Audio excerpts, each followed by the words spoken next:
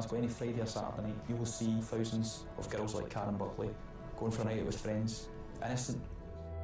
She was reported missing to the police on the Sunday afternoon, and almost immediately they recognised that this was unusual.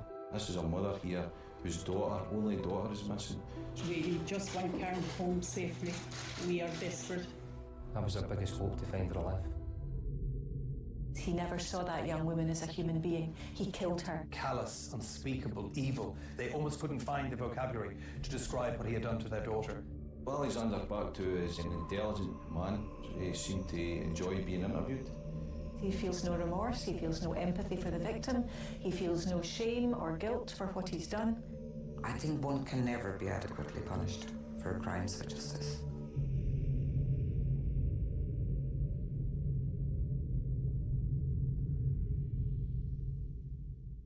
The murder of Karen Buckley here in Glasgow has been described as every parent's worst nightmare or every woman's worst nightmare. But the truth is, it's everyone's worst nightmare. A chance encounter with a stranger who turns out to be a killer. His victim could have been anyone, but it turned out to be a young Irish woman who was many miles away from home.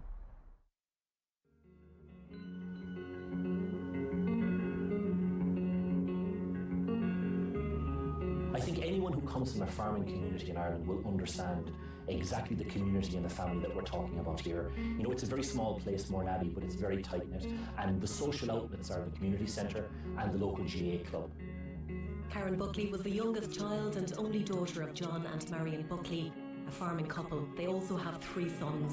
They all played GAA for Clyde Rovers, as did Karen. Mourneabbey is the kind of place where everyone knows everyone, and everyone knew Karen or her family. She was baptised here at the Church of St Michael the Archangel. This was also where she made her first communion and confirmation. Her national school is next door. Karen would go on to St Mary's Secondary School in nearby Mallow. I would say Karen was a very normal girl, a very ambitious girl, very well liked by her fellow students, her community, and adored by her family and parents. She was kind, considerate, absolutely devoted to her family. I mean, that's the one thing that comes across again and again and again. It was such a happy family, John and Marion Buckley, home that they had outside Mourneabbey. She was very close to her 3 brothers. She loved travel, she loved her friends, she loved going out. I suppose a typical Irish woman. I mean, one of the things that came across for me is she worked as a waitress in the Hibernian Hotel in Mallow, and one of the staff there said to me, every time you saw Karen, she was smiling. Karen decided on a career in nursing. That took her first to the University of Limerick, then to England at the Royal Alexandra Hospital in Harlow, Essex. It was there she identified occupational therapy as her future, and that meant a move north. Karen's desire to specialise in occupational therapy was what brought her here to Glasgow. She needed a master's degree, and that's precisely what's offered at Glasgow Caledonian University. She arrived here in January 2015. She'd just moved into the Garnet Hill area of the city, was staying in a flat there, and was making friends and sort of gradually getting accepted into Glasgow and sort of becoming part of a big city, having moved from a small community in Ireland. Because she and her friends were new to Glasgow, they liked to try different places on nights out. On Saturday, the 11th of April, they made the fateful decision to come here, Dumbarton Road in the west end of the city. Their destination, the Sanctuary nightclub. She went in, she was there for a couple of hours with friends, and then she left. It was just it was an ordinary night of a weekend in Glasgow. It was busy, and she's obviously left the nightclub at 1 o'clock in the morning. This is the first unexplained event of that night. We know Karen left the nightclub and we know when, but we don't know why. She seemed to have become separated from her friends and left without saying goodbye, without her jacket, apparently determined to go home. It was the last time she would be seen alive.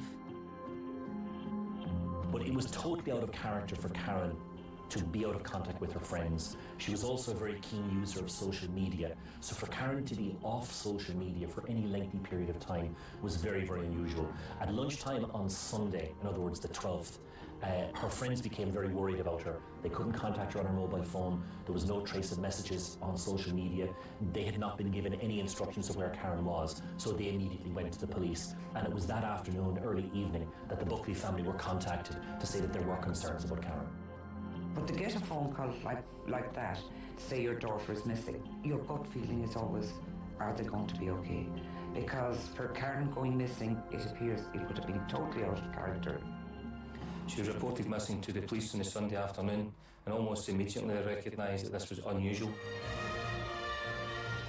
Tonight, hunting for a missing girl. Mounting concern as detectives search for 24-year-old student Karen Buckley, who disappeared after a night out. Police in Scotland are trying to trace a Cork student who's been missing in Glasgow since the weekend. 24-year-old Karen Buckley is attending university in the city and was last seen leaving a nightclub alone shortly after 1 a.m. on Sunday morning. Police are keen to hear from a man she was seen talking to briefly outside the Sanctuary Club she'd been attending with friends. She was then seen on CCTV walking along Dumbarton Road away from the city centre. Police have confirmed her family has arrived in the city.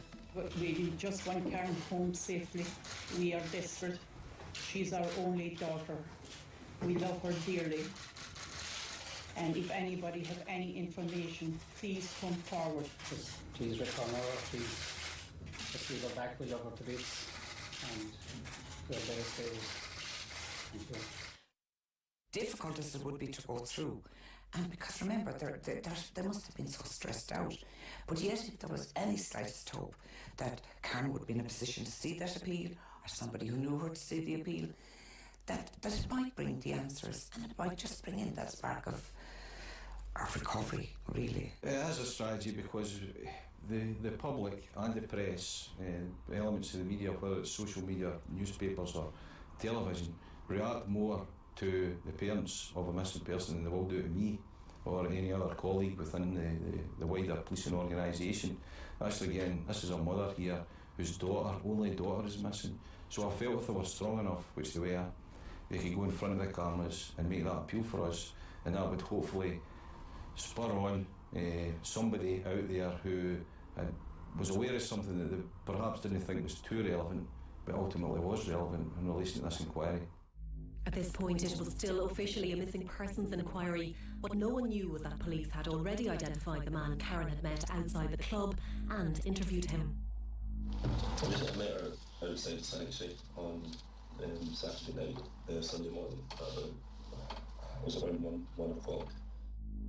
As police searched his flat, 24-year-old Alexander Pacto would give the first of many versions of what happened that night. At this early stage, he claimed they had both gone back to his place and had consensual sex. She had left at 4 a.m. He said she had hit her head on a bedpost, which explained blood found on his bedsheets the following morning. Pacto was clearly a prime suspect, which begs the question, why put Karen's parents through the ordeal of a press conference? But as honest as we possibly can be with the family. It's a big important part of Police Scotland. If we deal with families who are going through emotional times, to be consistent and honest as we possibly can be. There is occasions where, for operational reasons, we are having to restrict information to the families. But with John and Marion, we were as truthful as we possibly could be. We told them what Pacto had said to us. We told them the different avenues that we were investigating, and we believed, and I still did then, that we would find her alive. That was our biggest hope, to find her alive. By now, hundreds of police officers were frantically searching for Karen. Pacto was now staying in the Holiday Inn hotel under police surveillance, and his identity was public knowledge. The Daily Record newspaper had done background searches on the residents of Dorchester Avenue. We went down to the scene, Dorchester Avenue, and we met one of his neighbours. We showed them the picture, and they said, that's the man that they're interviewing. So we then knew that this was, we were on the right track at this point. It wasn't until we actually managed to speak to Pacto's mother that she said that my son's not a suspect. He's already told the police that he saw her leave at 4 in the morning, so that's when we knew that we had the right man. Eventually took the decision to put him on the front page, and after that the ball started rolling because everybody wanted to know who Alexander Pacto was. Everybody was trying to find out more about him. The story produced a significant breakthrough. A man contacted police to say he used to work with Pacto and knew he had stored fireworks at a place called High Crichton Farm on the outskirts of Glasgow. Search teams moved in immediately and found Karen's body. Pacto was now in custody, having been arrested in a Starbucks cafe. By the end of the week, he would be charged with murder.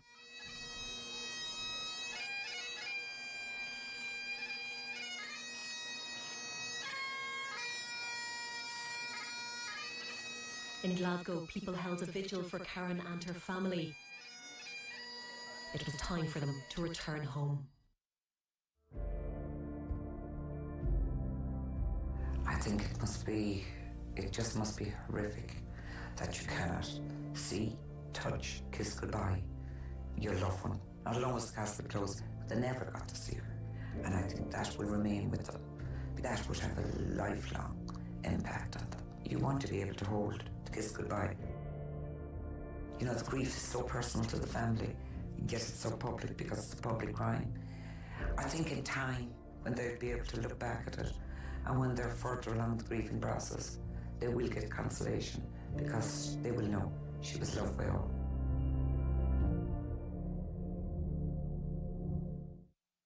With Karen laid to rest, it was time for police to put pressure on Pacto and reveal the terrible truth of what he had done.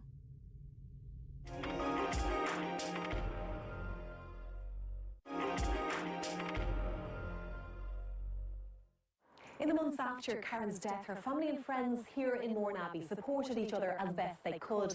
Back in Scotland, police were anxious to avoid what would be a long and painful murder trial. On Tuesday, August the 11th, they got their wish when Alexander Pacto went to court and pleaded guilty. It's unusual for it to happen in Scotland, for somebody to plead guilty to a crime as so serious as this, particularly at that opportunity. You usually wait until, you know, the trial's set up or whatever, but believe that the amount of evidence that we'd gain from it, there was not really any other option for him or in that regard. It was a dramatic and emotional day, remarkable for the guilty plea itself and for the one and only public statement Karen's parents would make. Coming back to Glasgow, where our beautiful daughter and sister to the right was brutally murdered, is incredibly difficult for all of us. It's every parent's worst nightmare, as we know now.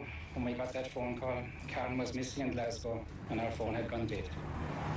We came over and there are no words to describe what we went through. What a waste of a young life. I've been in journalism for 31 years, and it's a case that I don't think I will ever forget. I mean, certainly the scene inside that courtroom. I mean, for any parent, particularly any father, I mean, fathers, I think, tend to be very protective of their daughters, and for any father to have to sit literally 3 or 4 metres away from Alexander Pacto. He is quite a large, hulking figure, and he sat with his back to the family throughout the entire hearing in front of Lady Justice Ray. But yet they were composed, they were dignified, and the speech or the address that John, Karen's father, delivered outside the court in Glasgow was absolutely astonishing. And all Karen was doing that night was making her way home when she was randomly targeted and murdered by a cowardly, vicious criminal. He's truly evil, and we hope he spends the rest of his life behind bars. I think he got the strength to be Karen's voice during that victim impact statement, to be the voice of the family, and to somehow hope that there would be justice done for Karen's brutal murder. And I think that's what kept him going. I think that, you know, Karen was with him. Our hearts are broken at the thoughts of Karen's final moments in this world.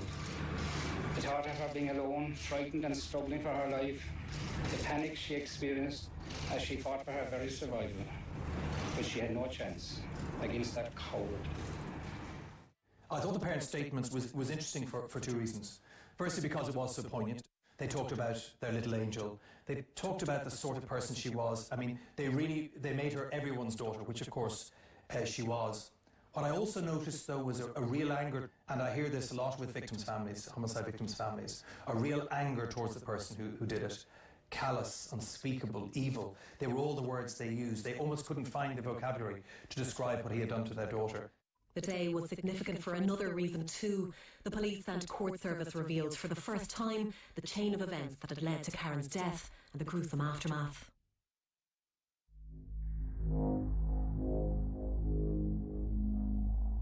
But what we know is that she was at her flat in Hill Street with friends. I think they were drinking in the flat and they decided to go to Sanctuary nightclub. She had some alcohol that night, but from her friend's statements and our own CCTV viewing of her in there, she was by no means intoxicated or drunk.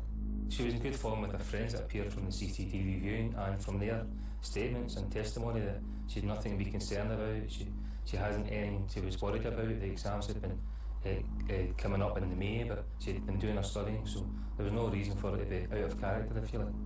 Alexander Pacto it was quite a similar, almost a parallel kind of party he was having at another point in the city with his friends. I think there was maybe 7 or 8 of them.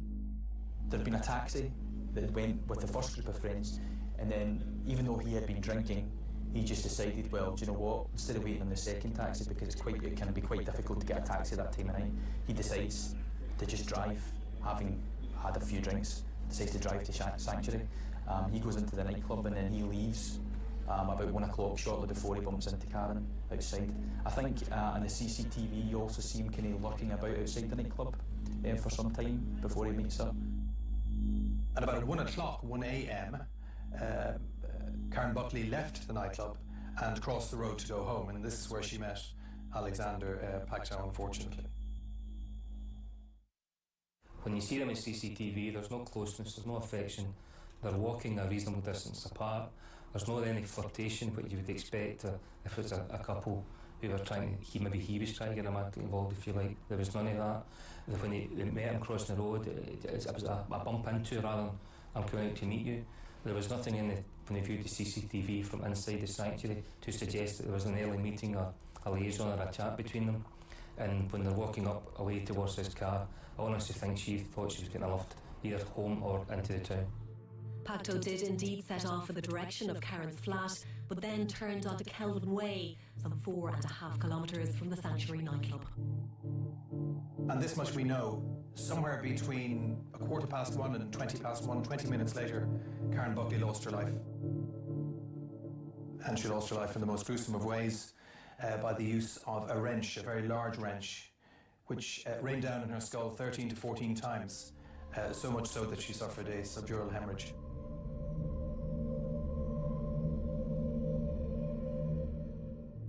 Pacto's car had been parked in Kelvin Way for a total of 12 minutes and 46 seconds. He then drove around for a while before arriving at Dawson Park, where he dumped Karen's handbag in a rubbish bin near the entrance. He returned to his flat at Dorchester Avenue at around 2 a.m. For me, this was a very unusual aspect to this particular case. After he had murdered her, and in a most terrible way, he then took her body back to his flat, brought it into his flat in the early hours of the morning, wrapped her in a sheet and promptly went to bed and to sleep for the night with her body a mere feet away from him. So this was absolutely bizarre. Because he feels no remorse, he feels no empathy for the victim, he feels no shame or guilt for what he's done. For him, it was simply like garbage disposal, and I'm really sorry to use that term because it's so distressing, but the fact is he never saw that young woman as a human being. He killed her before any aspect of who she truly is was made known to him. He completely depersonalised her.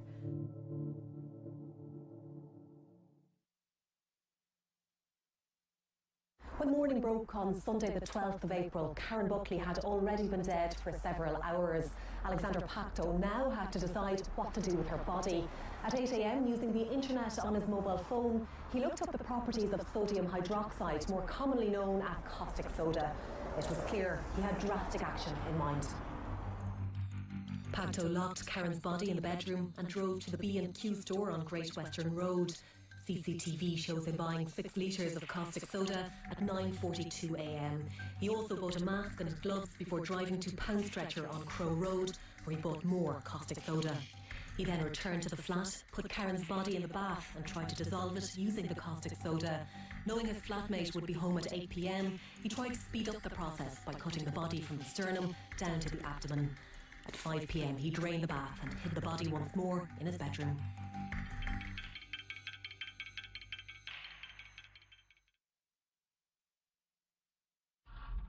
Just before 5 a.m. on Monday morning, Pacto left his flat and went to the Forth and Clyde Canal, where he threw the spanner he used to kill Karen. He then went on another shopping spree. At Tesco in Maryhill Road, he asked a staff member if they could recommend a cleaning product for removing blood from a mattress. Here and at other shops, he bought white spirits, a lighter, cleaning clothes and padlocks. It was then he made his first trip to High Creighton Farm, 13 kilometres outside Glasgow. During a series of trips, he would burn the blood-stained mattress from his bed, the duvet, a suitcase and Karen's clothes. He then returned to his flat and arranged to buy a 220-litre blue barrel from a packaging company. He put Karen's body in the barrel and filled it with caustic soda and drain-on blocker. At 2 p.m. that afternoon, he was spotted by a neighbour struggling to get the blue barrel into his car. He set off again for High Creighton Farm. Pacto came to this farm a total of 4 times. He found the farmer and agreed a rate of £10 to rent a storage unit here for a week. Using a number of padlocks, he secured Karen's body inside the barrel and locked double doors leading to the unit. He'd already covered the barrel with a sheet and placed 2 items on top, a bicycle wheel and a paper shredder. When he drove away from here for the final time, Alexander Pacto left Karen Buckley's body behind, submerged and decomposing in caustic soda. Pacto would get back to his flat on Dorchester Avenue at around 5 p.m, by which time police had already paid a visit. The police arrived at his door at 4:30. We now know he wasn't in, but at that time we weren't sure if he was in or he wasn't in, so they chased the landlord, and the landlord took the police back to the house about 5:30, where the landlord allowed them into the house, and we went in, he was in the bedroom of the house, and they appeared to be cleaning the carpets in the bedroom, and there was a strong smell of bleach from the officer's testimony. He said to the officers, "I was coming to see you." This photograph shows what police were confronted with inside the flat. As well as the smell of bleach, the mattress was clearly the wrong fit for the bed, and unusual items were scattered around: a toolbox, a roll of tape and nail brushes.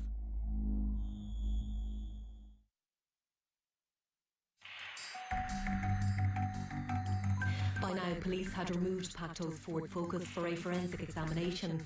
That afternoon, someone rang to say they had found Karen's handbag in a rubbish bin at Dulsholm Park. Curiously enough, this was the only point when the investigation team had any doubt that Pacto was the killer. All we could rely on in that time was Alexander Pacto's version of events, i.e. by the time we had did that press conference, he'd been telling us that they had been intimate in the flat and that she'd left there at 4 o'clock in the morning. So with no reason to attack his character or his version of events at that point in time, it was purely to go along the line of, he's the last person to be with this girl. She could have left the flat on her own, and something, other harm has befallen her when she left Alexander Pacto, and therefore her bag is in Dulsholm Park as opposed to being anywhere else. So it did add a bit of substance to his allegation, if you follow. But the evidence would prove overwhelming. A cadaver dog found Karen's blood inside the car. A scientist confirmed that soil on the tyres matched that of High Creighton Farm, where Karen's body would be found. Pacto's fingerprints were discovered inside the blue barrel. The investigation had involved 500 police officers and had cost £500,000. Eventually, Alexander Pacto had little choice but to own up. He would turn out to be an unusual killer in almost every way.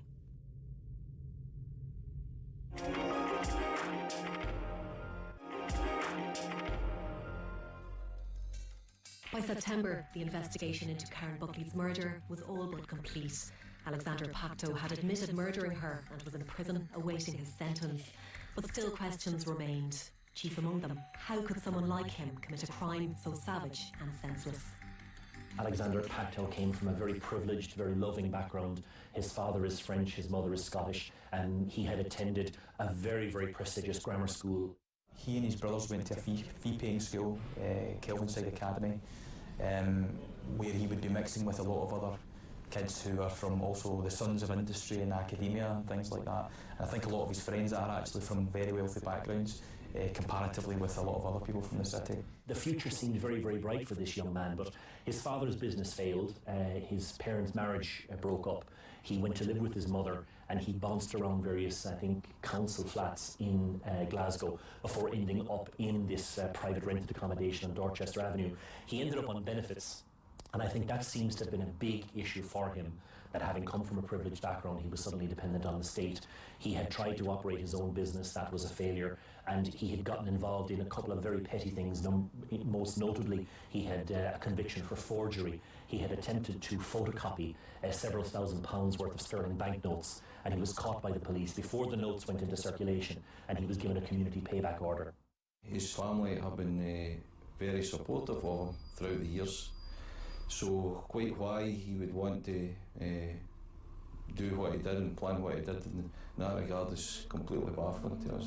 Pacto's crime is perhaps not as baffling as it first appears. We now know he had been arrested at the age of 17 and accused of attempting to rape a 24-year-old woman in a dark lane, also in the West End of Glasgow. He then stood trial for that in 2013, at which point in time he appeared in the dock on crutches because he had been in a bad car accident which had left him in a coma for a month and unable to walk properly for about 6 months. During the course of that trial, he claimed that he was a homosexual, that he was just a daft young lad and he was in the wrong place at the wrong time, and that this woman had started attacking him. His alleged victim, obviously, her story was entirely different. She said that they were trying to get a taxi home together, and as they walked down this dark lane on a rainy night in November 2011, that Pacto threw her against a wall and then tried to rape her. Certainly from what I've heard, it sounds like it was really quite a strong case, but unfortunately what happened was the jury acquitted in this case. That's not uncommon. It can be very, very difficult to get a conviction in a rape or attempted rape case in Scotland. Most cases don't make it to court. Of those that do, only around 40% result in a conviction for rape cases. I think there's a real worry that people maybe sitting in a rape jury have this idea about what a rapist or an attempted rapist would look like, and then they see somebody in the witness box who's well dressed, who comes across as well educated, and perhaps that does have an impact in making them think, well, he doesn't fit with my stereotype of what a rapist would be. So I think we do need to do much more about looking at why our jury's so reluctant to convict, because it's not just this case, it's a whole number of cases where I think there's a real worry about guilty men walking free. Pacto's alleged victim was shocked but not entirely surprised to see him accused of murder. She wrote to the Scottish Justice Secretary and alerted him to what had happened to her. As soon as she saw Pacto being linked to Karen's disappearance, that her heart sank, as it were, and she was reliving her ordeal again. I mean, obviously, it's one of these things. It's very difficult. He did go through the legal process. There was a trial, and he was found not guilty by a jury of his peers. And I think the Crown Office have indicated that they've got no grounds in which to pursue this under double jeopardy legislation. There's no new evidence in that case, but it's very difficult to look at it and not think, well, could it have been different? And if it had been different, would Karen still be here today? Incident where he stood trial in 2013, he was found not guilty by a court, a jury. There's still an opportunity at some time in the future that may end up back in court. We spoke to the witnesses involved in that case, and we explored it ourselves for that purpose, but there may be other witnesses out there who are watching this who have knowledge of that incident, who had maybe seen something taking place that night and have yet to contact the police. So if you are one of those persons, then I would love to hear from you. Much has been made of Pacto's middle-class background, but he seems to have been far from happy. His use of pornography, the fact that he didn't seem to have healthy relationships with women at all. His friends seem to have suggested that he was a man who had difficulty with women, was not successful with women. All of these things could have been seen as warning signs when put together. Well, we did uncover evidence that he'd made comment to friends and associates in the past about how to dispose of a body and about attacking a woman. So I think at some point, I don't think anybody, the most frustrating thing for us as police officers is that nobody could have predicted that he'd decided to go out that night and attack a woman who he didn't know, a stranger. I think that could have happened at any time, but I think the notion was always there with him from months, if not years previous to that, and he unfortunately saw that opportunity that night when he left that nightclub. The nature of a person's background will not dictate whether they are a psychopath or not. What it will do is put the brake on certain behaviours. So, for example, Alexander Pacto came from what might be loosely termed a middle-class background, certainly not a starving working class or poor background as we, again, might understand it. So his points in life would have been different to perhaps somebody who was brought up in a less socially comfortable environment. But he's still a psychopath. He still has antisocial personality disorder. He's still likely to become violent at any given time. We still have no idea why Pacto murdered Karen. The act itself was apparently random and vicious, in stark contrast to his behaviour afterwards. You see, you were in the Sanctuary nightclub on the Saturday night into the Sunday morning. When did you arrive there at the Sanctuary nightclub? About 20 past 11. Okay, and who were you with? I was with 7 friends. They'd all been up to my house before we went to the Sanctuary. Well, Alexander Pacto is an intelligent man. His interaction with us seemed to enjoy being interviewed. He would ask for copies of whatever statement he gave to us as a matter of memory recall for him at a later date, I would imagine. He was certainly measured and calculated in what version of events he was telling us. I've heard a lot of instances post the court process that he's shown remorse and all that, but we didn't see any of that. So, at what point did you first see Karen? Outside. Well, I spoke to the two officers who had interviewed him and took this statement, and he was very calm and measured in his testimony. He didn't seem flustered. He seemed consistent in the testimony he gave, and cool was the word, a cool customer. He was probably one of the best ways to describe him. I met her outside the Sanctuary on Saturday night, Sunday morning. It was around 1 o'clock. Pacto gave 4 different versions of events to police, changing his story each time they came up with fresh evidence against him. Most of us get caught out in lies because we have a real problem between what we know to be true and what we're trying to tell someone else. And we leak clues. You know, our eye contact might be poor, we may use particular gestures, our body language will be telling a completely different story because our knowledge, our conscience, if you like, is saying to us, this isn't true. And people are frightened of being found out, or they're ashamed, or both. This man has no shame because he has no conscience. He will never feel sad and sorry for what he's done. The only thing he's going to feel sad and sorry about is that he was caught. His lawyer has said he's sorry for what he's done. Is he? I've never seen any evidence of that. When you're dealing with perhaps 1% of the population who have this personality disorder, you're really looking at trouble. Some say you're looking at evil, and the reason that word is used is because there will be no remorse and no empathy with the victim. Sometimes we find that hard to understand, and in our eyes everybody is redeemable to a certain extent. But I think we have to get our minds around the fact that unfortunately there are some people, due to their genetic makeup and to a lesser extent due to social and environmental reasons, who are simply not capable of redemption, and Alexander Pacto was one of those people. Remorseful or not, Alexander Pacto was about to find out the price he would pay for murdering Karen Buckley.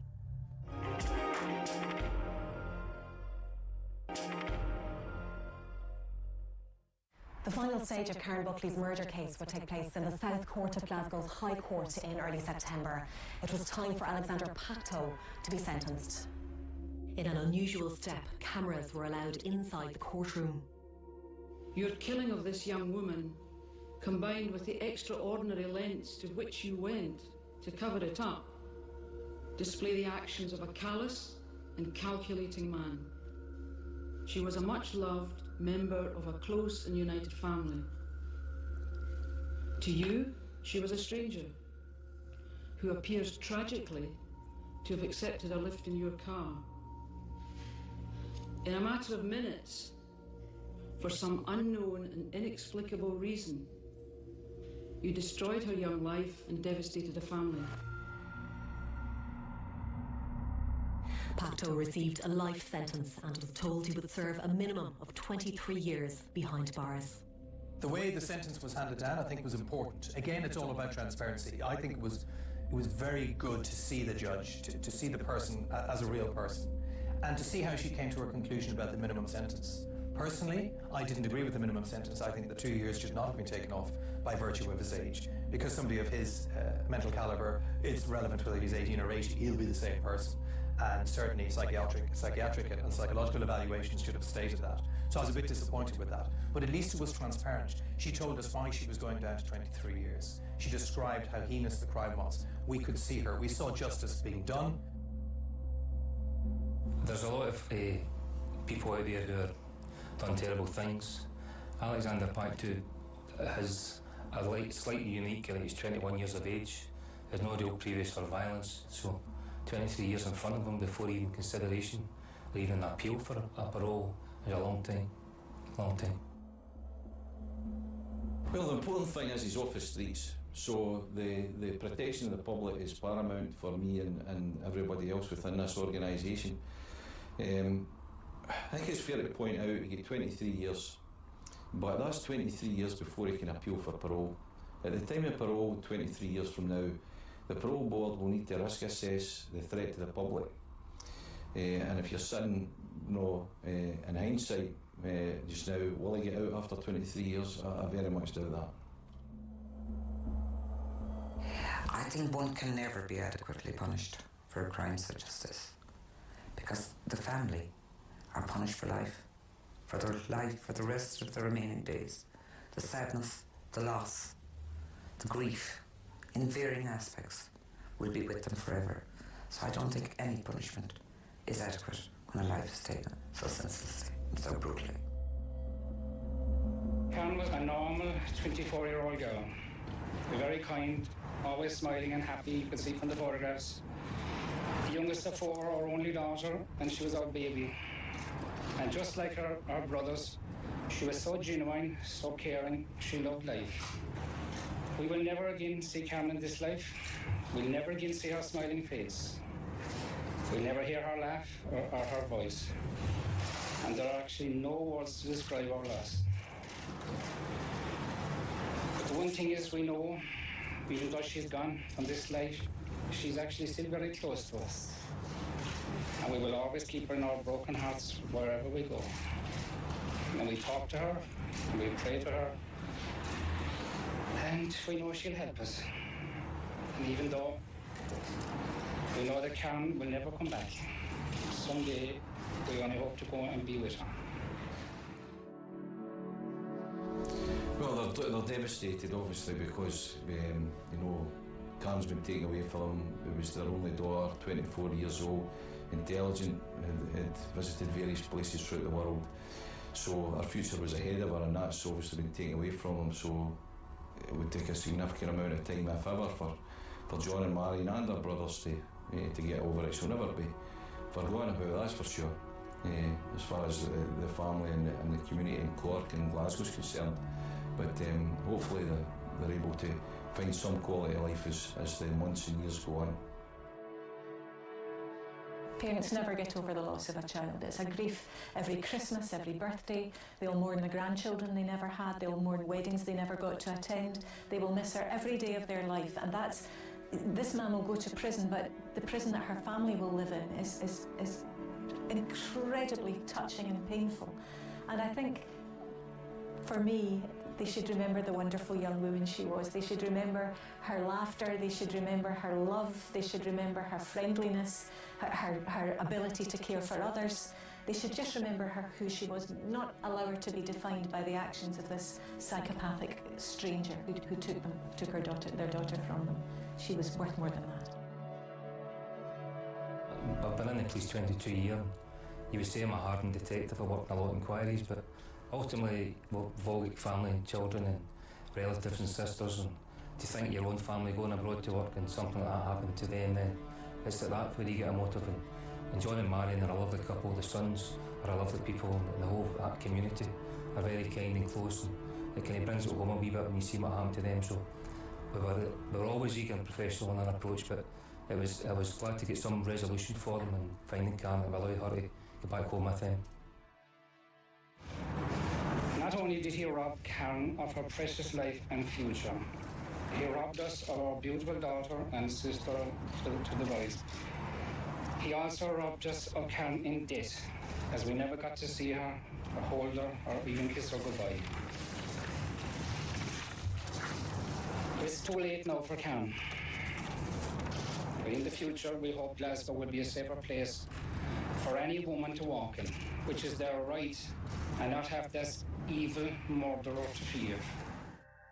You only have to go up to the West End of Glasgow, or not even that, the city centre of Glasgow, any Friday or Saturday night, and you will see hundreds, if not thousands, of girls like Karen Buckley going about their business, going for a night out with friends, enjoying their life, and that's it. Innocent. Now, because that happened to Karen, I think a lot of people, particularly girls of that age, probably felt as if that's me there, that could have been me, that could have been anyone I know, any one of my friends. If there's one lesson or one thing achieved from this, it's that young people, and in particular young women, should have the right to walk home safely at night. And if anything comes from this case that achieves that, then I think it very much would be in Karen Buckley's memory that there is enhanced and increased safety for young people, particularly near social outlets. And I mean, Glasgow is a city that has a very, very big student population. I think national shame that this young woman came to Scotland and met such a terrible fate. We're ashamed of the man who took her life. I think also she's obviously been such a wonderful young woman, and there was such sympathy for her lovely family that simply he chose the wrong victim. He chose somebody that people could identify with, that people genuinely thought that could be my sister, my daughter, that could have been me. And I think it has touched the Scottish people, especially Glaswegians. We're a warm bunch. It's touched us very deeply, and our heartfelt grief goes to her family. We are so sorry. They will cope with it in a different way. They'll cope with life. What was a normal family then?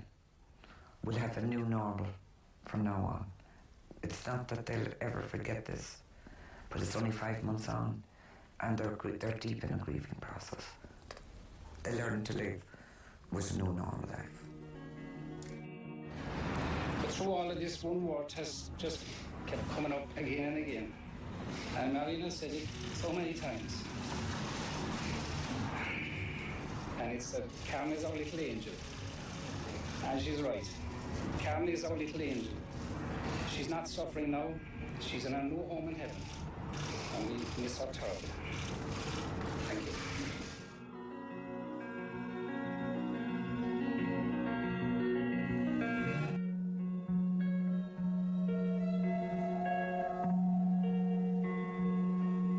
In the city centre of Glasgow, any Friday or Saturday night, you will see thousands of girls like Karen Buckley going for a night out with friends, innocent.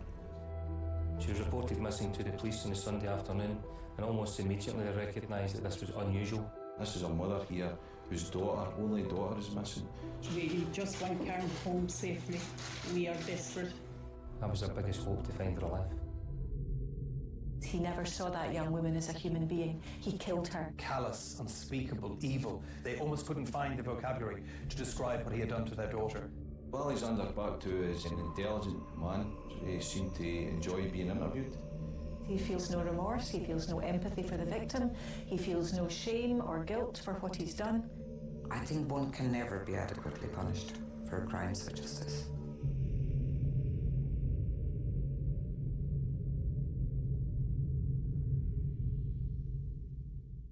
The murder of Karen Buckley here in Glasgow has been described as every parent's worst nightmare, or every woman's worst nightmare. But the truth is, it's everyone's worst nightmare. A chance encounter with a stranger who turns out to be a killer. His victim could have been anyone, but it turned out to be a young Irish woman who was many miles away from home.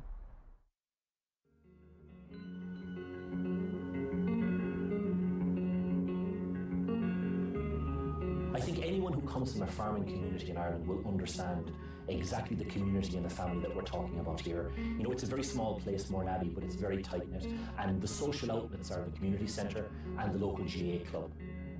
Karen Buckley was the youngest child and only daughter of John and Marion Buckley, a farming couple. They also have 3 sons. They all played GAA for Clyde Rovers, as did Karen. Mournabbey is the kind of place where everyone knows everyone, and everyone knew Karen or her family. She was baptised here at the Church of St Michael the Archangel. This was also where she made her first communion and confirmation. Her national school is next door. Karen would go on to St Mary's Secondary School in nearby Mallow. I would say Karen was a very normal girl, a very ambitious girl, very well liked by her fellow students, her community, and adored by her family and parents. She was kind, considerate, absolutely devoted to her family. I mean, that's the one thing that comes across again and again and again. It was such a happy family, John and Marion Buckley, the home that they had outside Mourne She's very close to her three brothers. She loved travel, she loved her friends, she loved going out. I suppose a typical Irish woman. I mean, one of the things that came across for me is she worked as a waitress in the Hibernian Hotel in Mallow, and one of the staff there said to me, every time you saw Karen, she was smiling. Karen decided on a career in nursing. That took her first to the University of Limerick, then to England at the Royal Alexandra Hospital in Harlow, Essex. It was there she identified occupational therapy as her future, and that meant a move north. Karen's desire to specialise in occupational therapy was what brought her here to Glasgow. She needed a master's degree, and that's precisely what's offered at Glasgow Caledonian University. She arrived here in January 2015. She'd just moved into the Garnet Hill area of the city, was staying in a flat there, and was making friends and sort of gradually getting accepted into Glasgow and sort of becoming part of a big city, having moved from a small community in Ireland. Because she and her friends were new to Glasgow, they liked to try different places on nights out. On Saturday, the 11th of April, they made the fateful decision to come here, Dumbarton Road, in the west end of the city. Their destination, the Sanctuary nightclub. She went in, she was there for a couple of hours with friends, and then she left. It was just it was an ordinary night of a weekend in Glasgow. It was busy, and she's obviously left the nightclub at 1 o'clock in the morning. This is the first unexplained event of that night. We know Karen left the nightclub and we know when, but we don't know why. She seemed to have become separated from her friends and left without saying goodbye, without her jacket, apparently determined to go home. It was the last time she would be seen alive. But it was totally out of character for Karen to be out of contact with her friends. She was also a very keen user of social media, so for Karen to be off social media for any lengthy period of time was very, very unusual. At lunchtime on Sunday, in other words the 12th, her friends became very worried about her. They couldn't contact her on her mobile phone. There was no trace of messages on social media. They had not been given any instructions of where Karen was, so they immediately went to the police. And it was that afternoon, early evening, that the Buckley family were contacted to say that there were concerns about Karen. But to get a phone call like that, to say your daughter is missing, your gut feeling is always, are they going to be okay? Because for Karen going missing, it appears it would have been totally out of character. She was reported missing to the police on the Sunday afternoon, and almost immediately they recognised that this was unusual.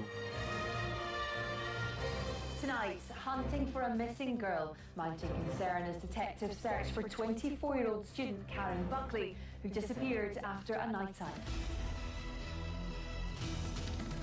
Police in Scotland are trying to trace a Cork student who's been missing in Glasgow since the weekend. 24-year-old Karen Buckley is attending university in the city and was last seen leaving a nightclub alone shortly after 1 a.m. on Sunday morning. Police are keen to hear from a man she was seen talking to briefly outside the Sanctuary Club she'd been attending with friends. She was then seen on CCTV walking along Dumbarton Road away from the city centre. Police have confirmed her family has arrived in the city. We just want Karen home safely. We are desperate. She's our only daughter. We love her dearly. And if anybody have any information, please come forward. Please return her, please. If we go back, we'll love her to bits, and we'll get us there. Thank you. Difficult as it would be to go through. And because remember, they must have been so stressed out.